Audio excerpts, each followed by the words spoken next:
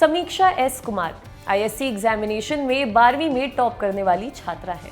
हैरत अंगेज 99.5% अंकों के साथ समीक्षा Delhi public school new town की स्टूडेंट है। परीक्षा में टॉप करने के बाद उनसे सवाल किए जाने लगे कि वो आगे क्या बनना चाहती हैं, अपने करियर में क्या करना चाहती हैं। इस पर समीक्षा ने कहा कि वे पेस्ट्री शेफ बनना चाहती हैं। उन्होंने हॉस्पिटैलिटी कोर्स चुना है। समीक्षा का कहना है कि अंक नहीं बल्कि योग्यता और जुनून के अनुसार करियर का फैसला करना चाहिए। एक वेबिनार में हॉस्पिटैलिटी पर उन्होंने कहा, जब मेरा रिजल्ट आया तो बहुत लोगों ने हॉस्पिटैलिटी चुनने के फैसले पर संदेह किया, लेकिन मेरे करियर के चुनाव का मेरे अंकों से कोई लेना देना नहीं है, क्योंकि मैं लंबे समय से यही करना चाहती थी। अंकों का प्रतिशत आपके जुनून को निर्धारित नहीं करेगा। यदि आप दूसरों के लिए कुछ करना चाहते हैं तो हॉस्पिटैलिटी निश्चित रूप से आपके लिए है। मुझे लगता है कि मैंने सही फैसला लिया है। पेस्ट्री मेरा पैशन है। मैं 7वीं क्लास से थोड़ा थोड़ा इसकी प्रैक्टिस कर रही हूँ। ये लर्निंग एक्सपीरियंस है। जब मैं केक बनाती हूँ तो मुझे खुशी होती है। लेकिन टॉपर होने के बावजूद समीक्षा एस कुमार का ये फैसला कुछ लोगों को रास नहीं आया। वे सवाल उठा रहे हैं, तरह तरह की बातें कर रहे हैं। समीक्षा के मामले के बहाने हम ये समझने की कोशिश करते हैं कि करियर को लेकर बच्चों पर किस तरह के मानसिक दबाव बनाए जाते हैं और इसका असर क्या होता है। किसी टॉपर का या किसी भी छात्र का अपनी मर्जी से पसंद का करियर चुनने में क्या बुराई है। हमने बात की दिल्ली के सर्वोदय कन्या स्कूल दल्लुपुरा की प्रिंसिपल डॉक्टर राजेश्वरी कापड़ी से, जिन्होंने दिल्ली को पहला मॉडल स्कूल दिया है। उनके स्कूल में 3900 स्टूडेंट्स पढ़ते हैं। राजेश्वरी कापड़ी का कहना है कि 99.5% वाले टॉपर बच्चे के पेस्ट्री शेफ बनने के इरादे ने सारी पुरानी भ्रांतियों को तोड़ दिया है। हमारे सामने प्रश्न खड़े कर दिए हैं कि टॉपर बच्चा पेस्ट्री शेफ क्यों बनना चाहता है। उन्होंने कहा, आजकल बच्चों के जो रोल मॉडल्स होते हैं वो सेलिब्रिटीज होते हैं और वो लोग पढ़ाई के साथ कमाई भी करना चाहते हैं और उनको शॉर्टकट में सक्सेस चाहिए। उनको 10 साल पढ़ के मेडिकल में जाना, 8 साल पढ़ के इंजीनियर और मैनेजर बनना और कई साल पढ़ के टीचिंग में जाना, ये रास नहीं आया। अब बच्चों को आइडेंटिटी क्राइसिस भी हो गई है। बच्चों को लगता है कि हम जल्दी से काम करें, जल्दी से कमाई करें और जल्दी से नाम भी करें। इसको आइडेंटिटी क्राइसिस कहूंगी मैं, क्योंकि बच्चे पहचान बनाना चाहते हैं और पेस्ट्री शेफ बनने के लिए उनको बहुत लंबे चौड़े कोर्स नहीं करने पड़ते। इस कोर्स के अलावा भी ऐसे बहुत सारे कोर्सेज हैं जिसमें बच्चे जाना पसंद करते हैं, जो कि बहुत ही अनकन्वेंशनल चीजें हैं। पहले कन्वेंशनल तौर पर बच्चे डॉक्टर इंजीनियर बना करते थे, अब ये सब चीजें छूट गई हैं और मुझे लगता है इसमें बच्चों के ऊपर कोई दबाव एज सच नहीं है। बच्चों की अपनी सोच स्वतंत्र रूप से विकसित हुई है इस पूरे टाइम में, और कोरोना के टाइम से बच्चों को एक एंटरप्रेन्योरियल माइंडसेट बच्चों का बन गया है, जिसमें बच्चे अपना व्यवसाय करना चाहते हैं, लोगों को एम्प्लॉयमेंट देना चाहते हैं और उसके साथ एक सेलिब्रिटी बनने की दिशा में भी इसको एक अच्छा कदम मान सकते हैं। और इसमें हमारे पुराने बच्चों की तरह पेरेंट्स का प्रेशर अब नहीं रहा। बच्चे अपनी स्वतंत्र सोच रखते हैं। जैसे मेरे स्कूल में एक बच्ची है, 9th क्लास में पढ़ती है, अपना YouTube चैनल चला रही है। तो ऐसे कई सारे बच्चे हैं जो अपना काम करना चाहते हैं, कर भी रहे हैं। और ये अब कोई नई बात नहीं रही कि कोई टॉपर बच्चे ने पेस्ट्री शेफ बनना सोचा है। मुझे लगता है कि मुझे एज अ प्रिंसिपल या हमें एज अ टीचर इन बातों का स्वागत करना चाहिए और बच्चों की इस नई सोच के लिए हमें उनका सहयोग करना चाहिए, ताकि उनकी जो उड़ान है वो बहुत सक्सेसफुल हो सके। और इसमें पेरेंट्स का भी कोई प्रेशर नहीं होना चाहिए, उल्टे हमें एक सपोर्ट सिस्टम बन के बच्चों की मदद करनी चाहिए।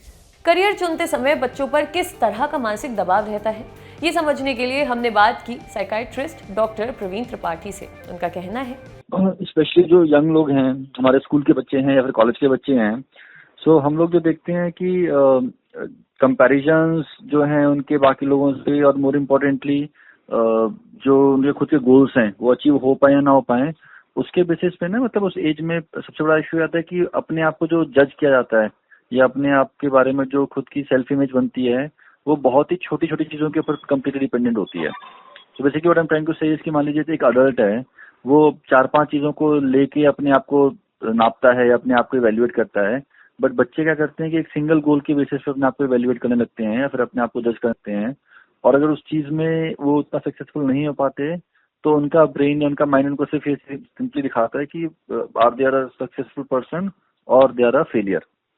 तो इसलिए एक सिंगल चीज के ऊपर, एक सिंगल पैरामीटर के ऊपर अपने आप को इवैल्यूएट करने से चांसेस बहुत बड़े आते हैं कि एक छोटे से सेटबैक को भी करके देखा जाए, और that at times predispose them to disorders like anxiety and depression.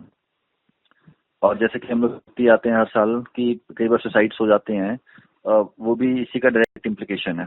Kota के मनस हॉस्पिटल के डॉक्टर अखिल अग्रवाल, जो कि मेंटल हेल्थ प्रोफेशनल है, उनका कहना है कि क्या बना जाए से ज़्यादा ज़रूरी है कैसा बना जाए।